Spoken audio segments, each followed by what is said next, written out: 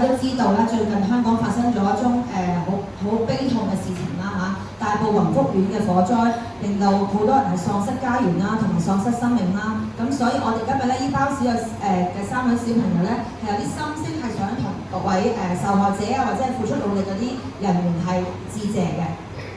好，首先咧，我哋點樣要感謝我哋嘅消防員同埋醫護人員咧？因為要讚揚佢哋嘅英勇行為啦，佢哋嘅迅速嘅反應啦，同埋無私嘅奉獻啦。咁另外，我哋都想支持佢哋嗰啲專業精神啦，鼓勵佢哋喺未來嘅時候，仍然係用呢一個光芒嘅士氣咧，為我哋作出奉獻嘅。好，咁我哋首先係感謝消防員同埋醫護人員喎，我哋有請黃佩如同埋陳秋棠。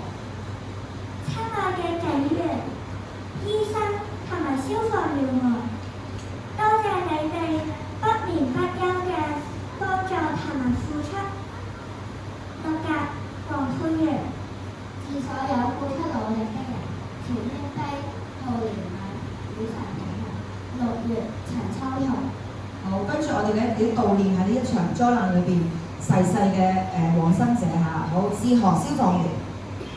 何消防員，多謝你為咗救助市民而付出咗生命，你係一個偉大的英雄，願你安息。6格黃佩如。秋棠。致受害者。致往生者。致往生者。願你們得安息。致受害者。你嘅下款先，6月。6月陳秋棠。致受害者。好，跟住祝願火災中嘅幸存者陳秋棠。致往生者。致受害者啱啦。求主施恩憐憫世人。